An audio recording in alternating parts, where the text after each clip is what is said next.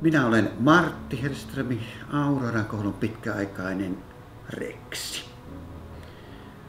Jos sais esittää toiveen, niin mä toivoisin, että jokainen suomalainen lapsi saisi kasvaa täyteen mittaansa ja löytäisi oman intohimonsa.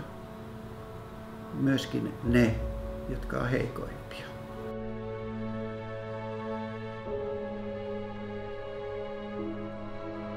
Mä luulen, että tämä alkoi paljon aikaisemmin tämä itse prosessi kuin missä vaiheessa Aurora tuli mukaan. Eli tuon ikäluokan, sen ensimmäisen ikäluokan vanhemmat oli tehnyt aktiivisesti yhteistyötä. Ja kun lapset tuli kouluikään, niin he kävivät kolkuttelemassa eri puolilla, että voisiko tällaista ideaa toteuttaa espoolaiskoulussa, että otetaan ryhmä kehitysvammaisia lapsia ja sitten he saisivat opiskella omien ikätovereidensa kanssa ihan tavallisessa koulussa.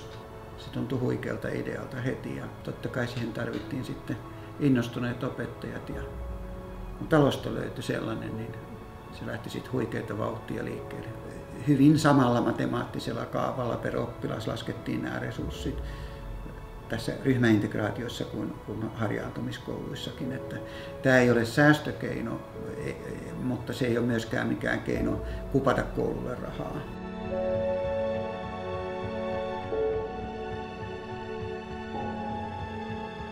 Yhteisö on jotakin sellaista, jossa ketään ei sen takia hylätä, että hänellä on joku ongelma tai vika.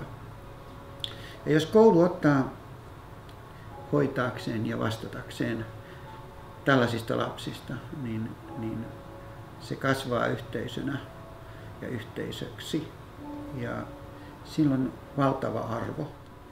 Kaikki ihmiset, jotka on ollut mukana näissä ryhmäintegraatioissa, on sitten ollut avustajana tai opettajana, niin kertoo, että he on ihmisenä kasvaneet. Ja se on jotain sellaista, jota ei voi sanoa muuta kuin jonkinlaisena lahjana. Että kyse ei ole vaan siitä, että se maksaa tai kuinka se niin kuin teknisesti järjestetään.